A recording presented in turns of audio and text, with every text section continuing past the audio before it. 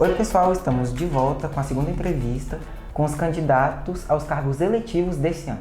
E o nosso convidado de hoje é o candidato ao governo do Distrito Federal e ex-secretário de Educação, Rafael Parente. Rafael, então, seja muito bem-vindo aqui ao Folhetalks. Muito obrigado, é um prazer estar aqui com vocês hoje e é super importante, né, ter esse espaço para conversar com os jovens, que a gente teve um aumento, eu acho que de quase 200% no número de eleitores jovens que votarão nessas eleições aqui no Distrito Federal. Salvo engano, também o Distrito Federal foi o ente federado que mais aumentou a sua proporção de jovens entre todos os estados brasileiros que votarão nessas eleições. Então, é super importante para todos os candidatos se apresentarem suas propostas, suas ideias e os seus rostinhos bonitos para os jovens aqui do Distrito Federal. Para começar, Parente, em 2019, você foi secretário de Educação do Distrito Federal. Na sua visão, qual é a importância da educação nas práticas governamentais? A educação é importante para todas as pessoas e todos os governos, todas as sociedades, tudo, né? Para que uma sociedade evolua, para que ela continue se desenvolvendo em todos os sentidos, se a gente pensa, por exemplo, na economia, na cultura, o desenvolvimento humano, o desenvolvimento qualquer social, econômico, cultural, etc., ele depende da educação, ele depende do quanto que a nossa sociedade é capaz de passar para a próxima geração os conhecimentos que a gente já adquiriu e que a gente continue a gerar novos conhecimentos. Isso é educação, é formar as novas gerações para o futuro, para os novos desafios, para a nova complexidade, para o que vem por aí, né? E o mundo e o futuro está se tornando cada vez mais complexo, então é aquilo, né? A gente tem várias frases chavões, mas são sempre verdadeiras. A gente pode ter qualquer coisa roubada de nós, menos o nosso conhecimento. Isso é muito verdadeiro. E a outra coisa é, nenhum país, nenhuma sociedade se tornou realmente avançada, séria, sem ter investido de verdade em educação. A gente tinha, inclusive, outros países que há poucas décadas, poucas mais ou menos, assim, umas 4, 5 décadas atrás, eram mais pobres do que o nosso país, mais pobres em termos de renda per capita, e se tornaram muito mais ricas do que o Brasil nessas 4, 5 décadas, porque criaram um plano de médio e longo prazo de investimento de verdade nas suas políticas educacionais. E aí a gente pode citar vários países aqui. Alguns são Coreia do Sul, Vietnã, Letônia, Estônia, Polônia, a própria... Bom, a África do Sul ainda está ali pau a pau com o Brasil, mas a China, né? A China investe muito em educação também. Então, todos os países que querem de fato se desenvolver, crescer, se tornarem países sérios, não tem... Se tem uma bala de prata, é o investimento em educação. Isso é verdade. Parente, em menos de 10 meses você foi exonerado da Secretaria de Educação pelo governador Ibanez Rocha. Eu gostaria que você falasse um pouco sobre esse episódio e também analisasse a gestão do atual governador. Bom, a gente conversou e havia um combinado entre nós. O combinado seria de que eu teria completa autonomia, não só para formar a minha equipe, mas também para criar um plano de políticas públicas para o desenvolvimento educacional do Distrito Federal e para implementar esse plano, né? Eu tinha um perfil técnico, eu sou um técnico em educação, eu sou um cientista em educação, eu me formei, eu tenho mestrado e doutorado em educação pela Universidade de Nova York, já fui da gestão privada, já montei empresas, fui diretor de empresas, já tinha passado por outro governo, então o governador sabia muito bem que eu tinha um perfil 100% técnico. E ele não tinha me escolhido porque eu participava de um grupo político. Eu entendia que ele tinha me selecionado como secretário de Educação para fazer um trabalho 100% técnico na educação. E esse foi o combinado. Governador, o senhor vai me dar a autonomia que eu preciso para fazer um trabalho na educação? Falou assim, você vai ter 100% de autonomia. E esse combinado não foi cumprido. E aí, não sendo cumprido, as crises começaram a acontecer entre nós e a gota d'água foi o não cumprimento de um combinado relacionado às escolas de gestão compartilhadas com a Secretaria de Segurança, para que a gente escutasse as comunidades escolares de se as comunidades de fato queriam esse projeto implementado ou não nas suas escolas. Quando ele falou que atravessaria essa decisão, eu avisei que no dia seguinte a minha carta de demissão estaria sobre a sua mesa. E aí fui avisado por um jornalista que eu estava exonerado. E a minha avaliação da gestão é que é uma gestão muito ruim. O DF, as pessoas em geral sentem que o DF está abandonado. A gente tem um caos na saúde. A educação também é muito ruim, a gente tem problemas bastante sérios de falta de professores, a gente não tinha essa falta de professores durante a minha gestão, a gente tem problemas de merenda, problemas de falta de livros, problemas com cartão de material escolar, problemas que poderiam ser facilmente solucionados se nós tivéssemos uma gestão mais competente à frente da educação. Na mobilidade, a gente tem bilhões sendo transferidos desde o início da gestão desse governo para as empresas de transporte sem que o serviço seja melhorado. Muito pelo contrário, as pessoas reclamam muito da péssima qualidade do transporte público que a gente tem aqui no Distrito Federal. Na segurança também a gente tem alguns dados preocupantes. Apesar de termos uma polícia que, em geral, é considerada a melhor polícia ou uma das melhores polícias do Brasil, e tem por que a gente chamar a nossa polícia de uma das melhores do Brasil, mas a gente tem, por exemplo, esse ano um aumento de cerca de 30% nos furtos e nos roubos a pedestres e dentro de ônibus, além dos aumentos, por exemplo, dos feminicídios, né? E aí a gente precisa lembrar que todas essas questões já foram muito melhores aqui no Distrito Federal.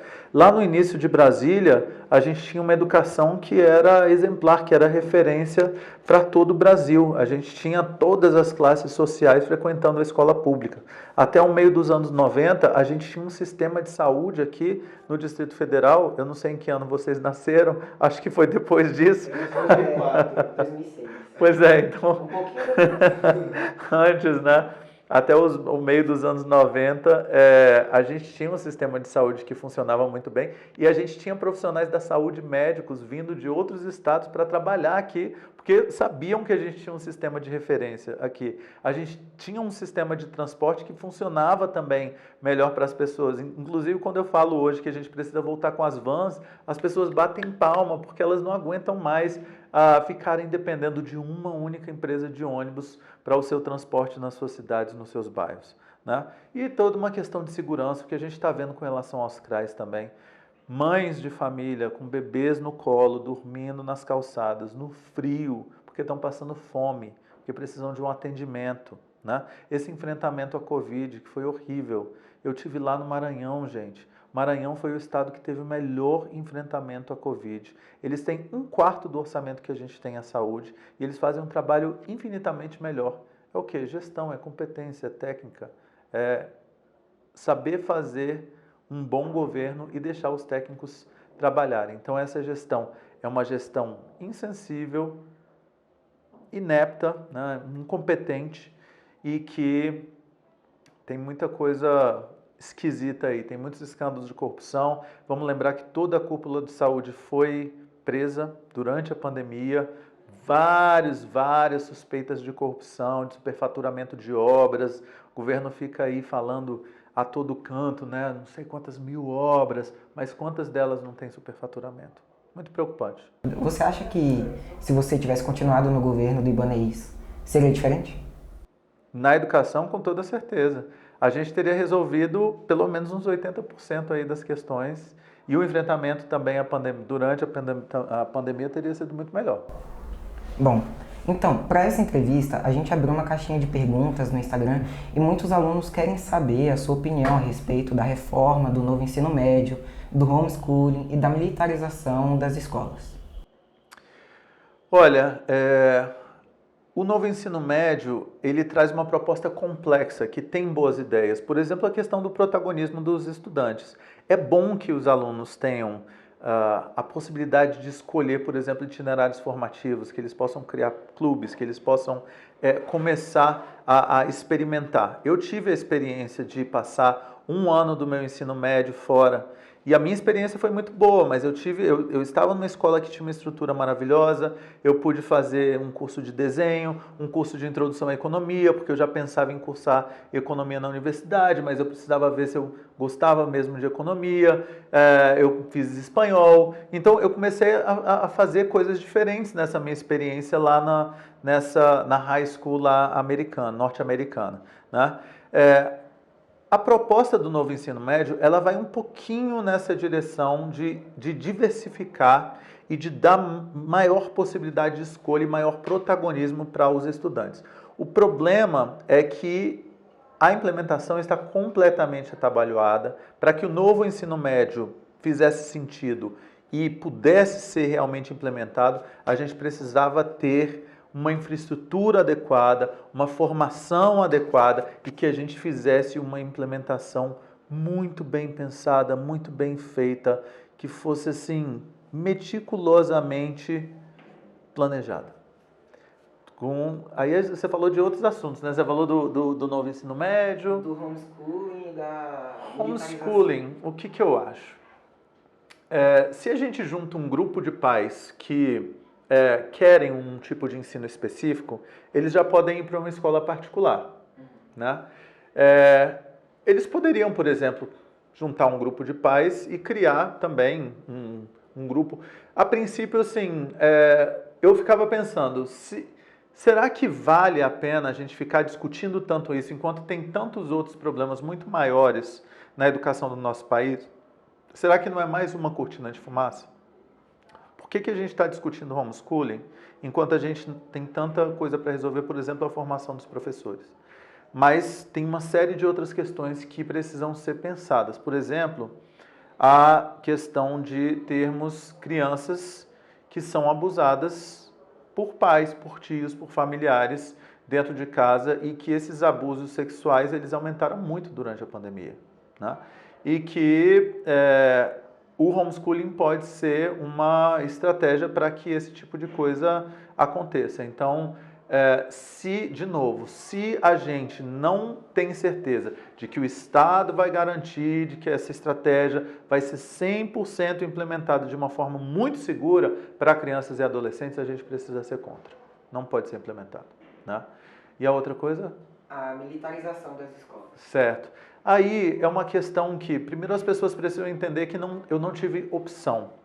Quando eu fui convidado para ser o secretário de Educação, isso não me foi comunicado e depois que eu já tinha começado a fazer um trabalho, eu fui convidado para uma reunião em que me foi comunicado que existia essa parceria entre o governo do Distrito Federal e o governo federal. E em qualquer lugar que a gente trabalha, a gente não faz só as coisas que a gente gosta. Eu fazia parte de um time, eu era um secretário de Educação e eu, obviamente, cumpria ordens do governador. Enquanto secretário de Educação, eu fui obrigado a cumprir uma política que era determinada por aquele governo.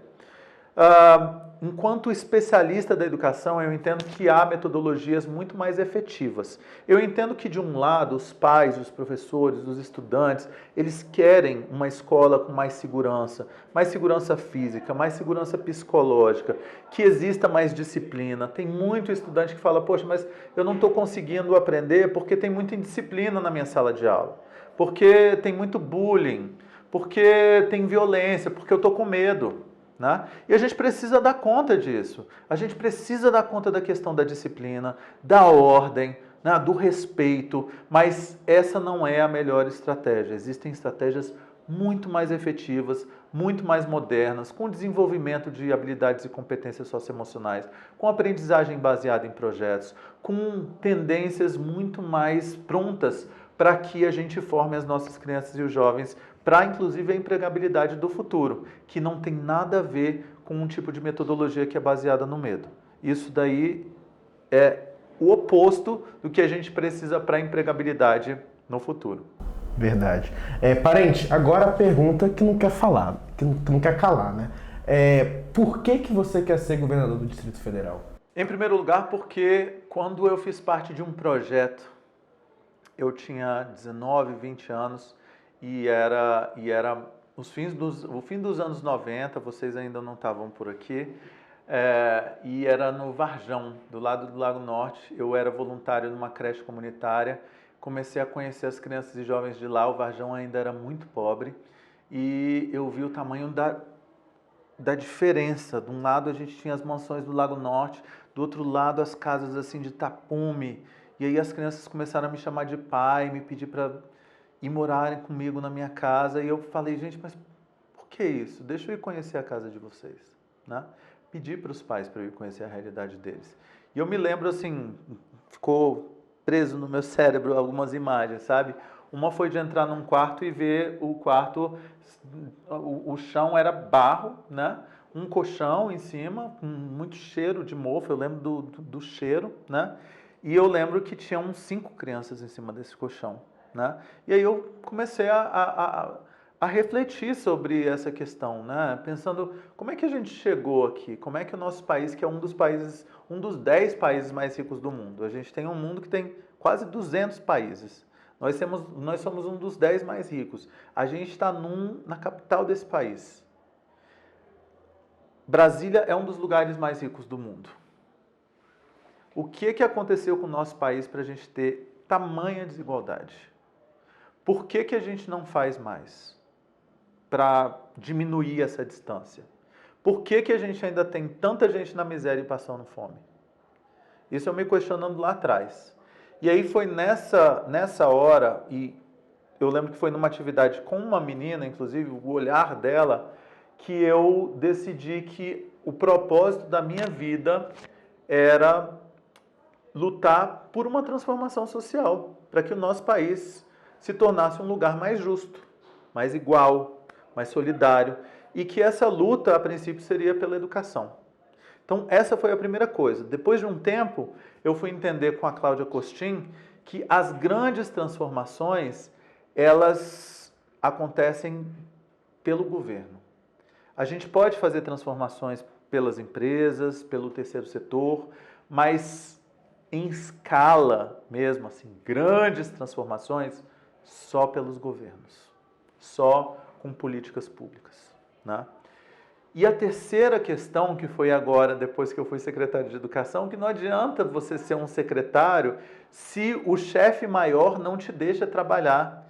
E a questão das ingerências políticas e econômicas, interferência no seu trabalho, a questão de não te deixarem trabalhar porque um político quer que você faça uma coisa ali, porque tem que ser essa empresa que vai fazer desse jeito, porque não pode ser, não interessa se a ciência diz que é daquele jeito, isso é muito grave.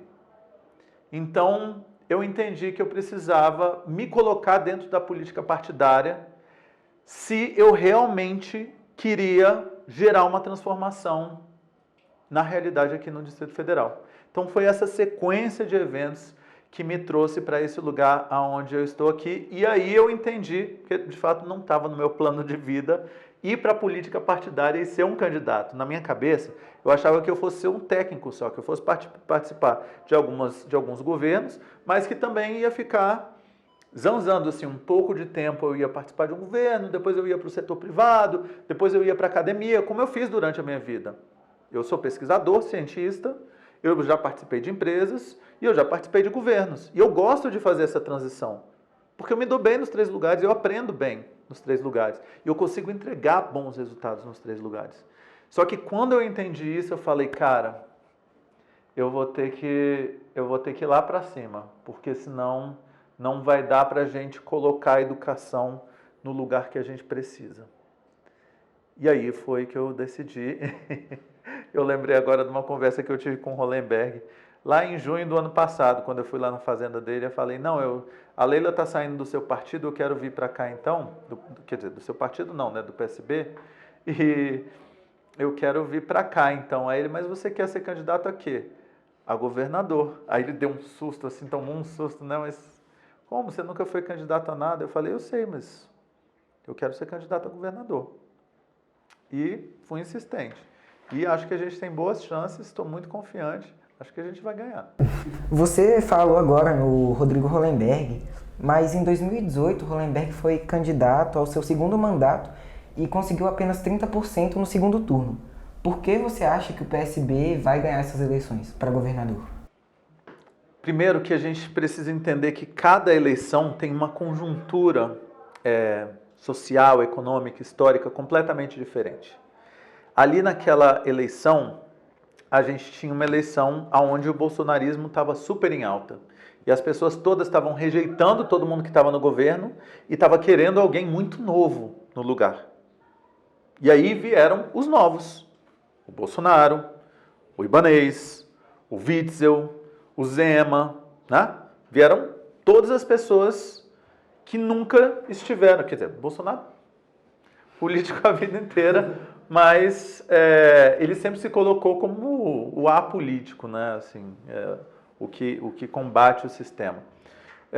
Mas em todo o país a gente teve esse fenômeno de pessoas que não eram da política e conseguiram se eleger. Eu acho que houve uma injustiça com relação ao governo Hollenberg. Foi um governo que pegou a casa extremamente desorganizada, fez um governo de muita organização, de responsabilidade fiscal, pegou uma dívida de 4 ou 5 bilhões, não foi, Verinha? Acho que foi por aí. Mais? 6 bilhões? 8? Foram assim, vários bilhões, não conseguia nem pagar direito os funcionários públicos, teve que reorganizar tudo, sabe? Foi muito austero, foi muito firme. E nessas condições, obviamente, é muito difícil você fazer um governo em que as pessoas olhem para o governante e falem: uau, você é incrível mesmo. Poxa, não tem dinheiro. Você entende? Então, agora, ele organizou toda a casa. Se não fosse assim, o governo atual não faria metade das coisas que eles estão fazendo agora, sabe? Então, tem essa questão também, e mesmo assim eles deixaram uma série de legados importantes, sabe? Acabaram com um dos maiores lixões do mundo, criaram um bilhete único, né? Criaram a expansão do Hospital da Criança, a questão do trevo, assim, a maior obra que o Ibanez, ele fala tanto em obra, mas a maior obra que ele inaugurou no governo dele foi o trevo de triagem norte, que beneficia 800 mil pessoas. Mas 80% da obra do trevo de triagem norte ficou pronta no governo Hollenberg. Então, boa parte do que está sendo executado nesse governo foi feito ou foi planejado pelo governo Hollenberg. Então, existe uma injustiça aí. E hoje eu vejo que tem muita gente que vê que essa injustiça aconteceu. Agora, tem outra coisa. Ele próprio reconhece que foi um governo de erros também. Faltou com o diálogo com os servidores, faltou com a comunicação, não soube se comunicar com a sociedade, né? Entre outras coisas também. E eu estou aprendendo tanto com os acertos, mas principalmente com os erros daquele governo. Às vezes a gente aprende muito mais com os erros do que com os acertos. E a outra coisa que obviamente, eu faço parte de um grupo político, eu faço parte de um partido, eu estou aprendendo muito com Hollenberg, mas eu fui para o Maranhão aprender com Flávio Dino, eu fui para o Espírito Santo aprender com Casa Grande, eu estou aprendendo com todos os governadores que estão ou que já estiveram no PSB. E o PSB tem um histórico maravilhoso de boas políticas na educação, na segurança, na saúde, sabe? E eu tenho certeza que no meu governo a gente vai conseguir fazer 40 anos em 4. Parente, na semana passada você foi oficializado candidato ao GDF, mas até agora a gente não tem um nome para vice-governador. Eu queria saber se você pode dar uma exclusiva pra gente aqui do Folha Talks e falar o nome que vai construir a chapa com você. Eu fui pro Twitter hoje, já falamos, habemos uma vice, né? Aquela coisa do habemos papa. Habemos uma vice, já temos, ela se chama Janaína, professora Janaína Almeida. Ela foi meu braço direito na Secretaria de Educação, junto com o Davi, que está ali também junto com a gente aqui. E ela é uma pessoa brilhante, uma mulher negra, incrível, super competente, que batalha pelas mulheres, pela educação, pelas políticas antirracismo. Ela tem prêmios de gestão, ela é uma gestora muito reconhecida, e tenho certeza que ela vai ter um papel brilhante e vai me ajudar a fazer história, não só na campanha, mas também no governo. Então, quais são os seus principais pontos do seu projeto político aqui no DF? A gente tem 5 prioridades nessa ordem: educação, saúde, geração de emprego e renda, mobilidade e segurança, né? É claro que a gente tem uma série de outras questões que a gente precisa dar conta. A gente precisa pensar na cultura, na sustentabilidade, na assistência social, né? E outras áreas também. Mas essas prioridades, elas precisam ser colocadas realmente como áreas prioritárias, né? E aí a gente tem uma série de ideias. Para todas as áreas do serviço público, a gente precisa entender o seguinte: a gente não tem serviço público de qualidade se os nossos servidores públicos não estiverem motivados, bem formados, com formação adequada e tiverem boas condições de trabalho. Vamos pensar em qualquer profissional. Vamos pensar num médico que precisa fazer uma cirurgia, e não precisa ser um servidor público. É um médico, você vai se operar com um médico. Se o médico chega lá e ele odeia o trabalho dele e ele não quer estar ali naquele lugar, ele quer estar em qualquer lugar, menos ali para fazer a sua cirurgia, ele vai fazer um bom trabalho? Não. Se ele não tem uma formação adequada, a formação dele foi horrorosa, vai fazer um bom trabalho? E se ele está num hospital que ele não tem nem as ferramentas direito para fazer a cirurgia, vai fazer um bom trabalho? Então esse é o básico. E esse básico a gente não tem hoje para os servidores públicos. A gente precisa valorizar os nossos servidores até o limite do possível, obviamente respeitando as leis de responsabilidade fiscal, os nossos limites orçamentários, mas precisa valorizar os nossos servidores, precisa fazer uma formação inicial e continuada que seja espetacular com os nossos servidores. Em algumas áreas a gente já tem, por exemplo, na polícia, a gente já tem algumas formações que policiais do Brasil inteiro vêm fazer formações aqui no Distrito Federal. E a gente precisa dar boas condições de trabalho. E aí a gente precisa parar para pensar. Se tem tanta obra, tanto dinheiro em caixa, por que a gente não deu essas boas condições na área da saúde? Eu deixo a pergunta aí para você. Parente, nessas eleições a gente está falando muito sobre representatividade, né? E eu gostaria de saber se, uma vez eleito, você pretende representar essas lutas nas áreas administrativas, nas suas secretarias, como a luta da negritude, a luta feminina, PCD. Claro, com certeza. Dentro do partido a gente tem os segmentos, né? Então os segmentos, eles são muito bem organizados, eles são muito ativos e eles, volta e meia, eles me dão um puxão de orelha. Então logo que eu entrei no partido eu me lembro muito bem que eu tive um puxão de orelha da inclusão, do segmento de inclusão, porque a gente fez um evento que não tinha todos os elementos que a gente precisava ter implementado para que fosse um evento inclusivo. Então, isso está dentro da natureza do PSB, do Distrito Federal, e dentro daquilo que a gente já faz. A gente entende a importância da representatividade. Quando a gente coloca uma mulher negra, educadora, como a Janaína, como vice-governadora, a gente entende que isso vai mexer na cabeça de todas as meninas negras do Distrito Federal, né? E vai mostrar para elas que elas têm condições de chegar ali naquele lugar. E que daqui a pouco a Jana pode ser governadora. E que elas também podem estar lá. Elas também podem almejar lugares de poder. Que as mulheres podem chegar lá. E assim também com a população LGBT. E assim também com as pessoas com deficiência. E assim também com a juventude, né? A gente precisa pensar em todos esses segmentos. E isso, para mim, é de extrema importância. Bom, qual é a sua análise a respeito da polarização da política atualmente? É muito triste, né? Eu acho muito ruim, porque eu fico pensando o que aconteceu com o nosso país. Se a gente... Foi uma coisa muito engraçada, assim. Eu parei para pensar outro dia que quando eu tinha mais ou menos a idade... Não, eu tinha a idade de vocês. Eu fui para morar fora a primeira vez, eu tinha 15 anos. Aí eu fui lá, morei nos Estados Unidos e tal, só que foi em 93. E aí, pelo menos na escola que eu estudava, mas eu acho que melhorou bastante depois, os americanos não sabiam quase nada do Brasil e ainda tinham aquela noção assim, você mora numa tribo, tem médico, sabe? Aquelas coisas assim, aquelas perguntas bem... E a gente ficava com tanta raiva, às vezes, que a gente combinava de responder uma besteira só para sacanear também. Depois a gente falava a verdade, mas aí a gente sacaneava. Tem médico? Não, tem pajé, que é muito melhor, assim, muito mais eficiente. Tem ônibus? Não, tem um cipó, das 5, das 6, das 7.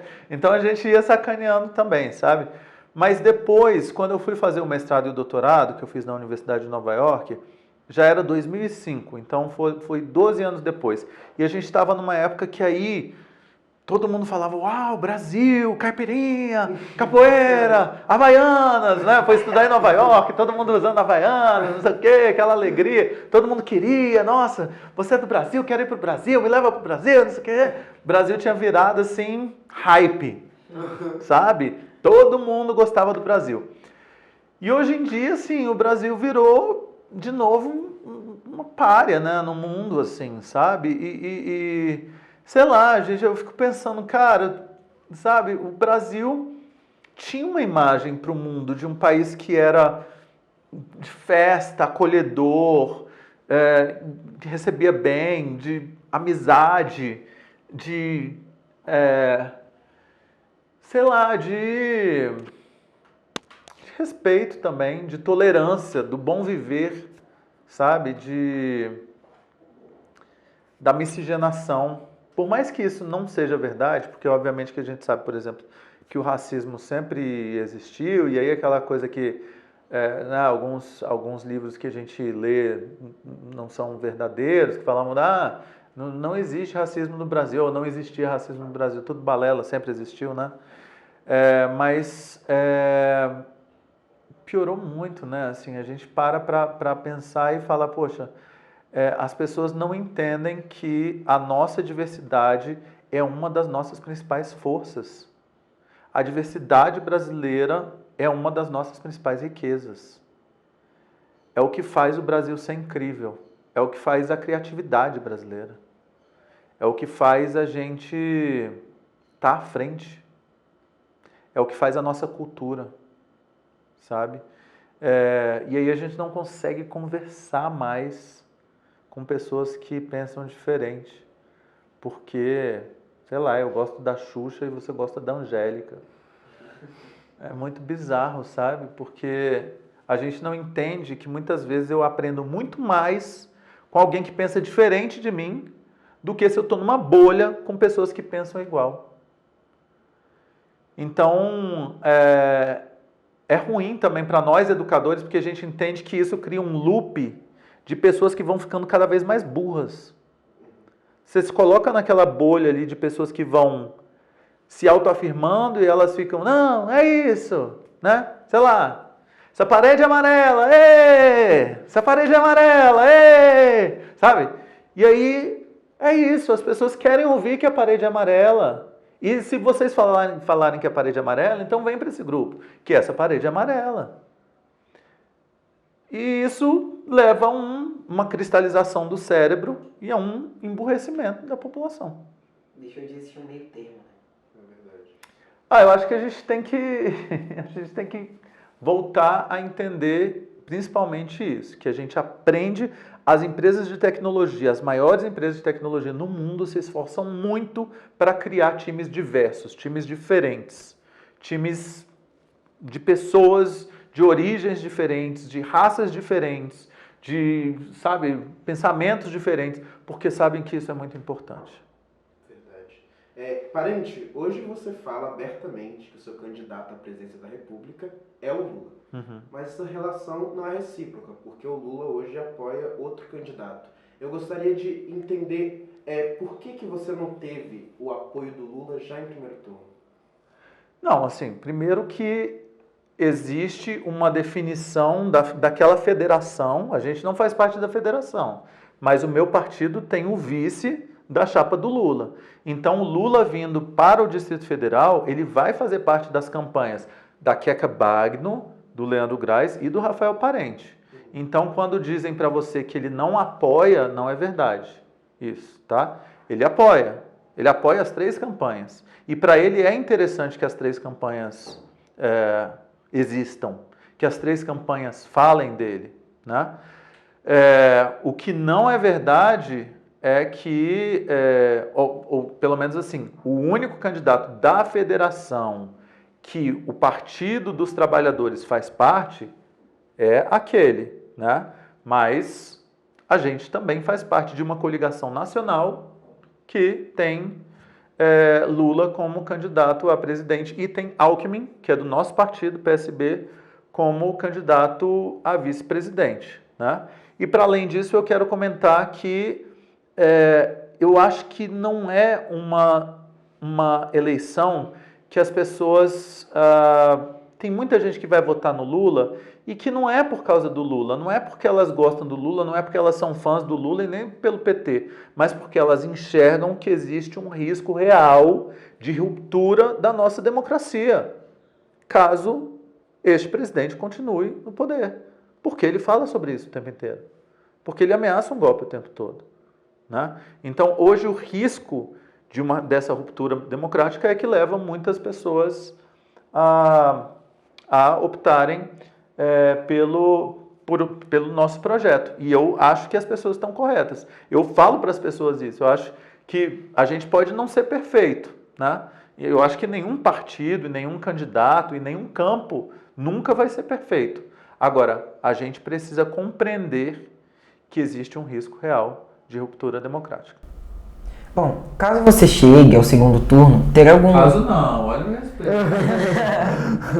Enfim, chegando no segundo turno, teria algum candidato que você gostaria de enfrentar, assim? Eu quero muito enfrentar o Ibanez, gente. A gente pensou nisso. Eu quero muito ir para o segundo turno com o Ibanez, porque eu quero...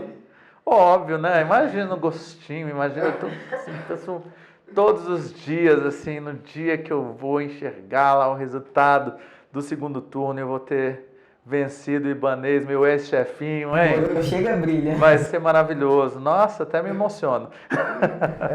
Parente, você está sendo entrevistado em um projeto que é dirigido, roteirizado e apresentado por jovens. Sim. Então, eu gostaria de entender os seus projetos para a juventude brasiliense. Olha, a gente precisa entender que a juventude aqui no Distrito Federal ela está bastante desamparada em relação a vários fatores, né?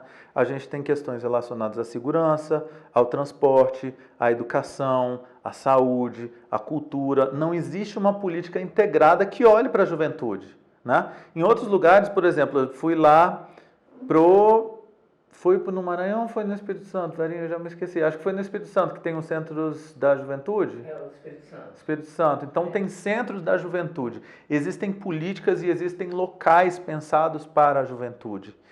Você entende assim, a diferença? Existem políticas muito bem pensadas, muito bem desenhadas, e aí que integram a coisa toda, que colocam lá um lugar e falam assim: nós não queremos os nossos jovens largados na rua. Então a gente precisa criar um lugar aqui para que eles possam se sentir em casa, para que eles tenham cursos de formação, para que eles possam praticar um esporte, para que eles se sintam seguros, para que eles possam se reunir com a sua galera, para que eles possam aprender programação, para que eles possam jogar joguinho de computador, sabe? Para que eles possam aprender um curso técnico profissionalizante. Então, tem uma série de coisas e a gente precisa lembrar, por exemplo, 40% dos nossos jovens estão desempregados. É uma porcentagem que é quase 4 vezes maior do que a porcentagem de outras faixas etárias. Enquanto isso, a gente tem um país que precisa importar quase 50 mil programadores por ano, porque a gente não consegue encontrar programadores de programas de TI suficientes no mercado. Agora, por que é que nós não estamos formando os nossos jovens aqui no Distrito Federal para serem os programadores? Né? Então, não existe um pensamento, não existe uma inteligência. A gente precisa pensar em políticas intersetoriais, integradas, que pensem na segurança, na educação, na saúde, porque aí a gente precisa também pensar essa questão, por exemplo, de educação sexual, da gravidez na adolescência, né, do abuso, do feminicídio, né, do uso de drogas, né, uso de drogas, inclusive lícitas e ilícitas, porque a droga que mais mata no nosso país é o álcool. E a utilização do álcool começa na adolescência, né? Então, tem muito que a gente pensa em termos de formação, educação, empregabilidade. A gente precisa facilitar esse acesso dos jovens ao primeiro emprego. A gente quer que já durante a escola nós possamos criar maneiras que os jovens estejam conectados ao seu primeiro estágio, né?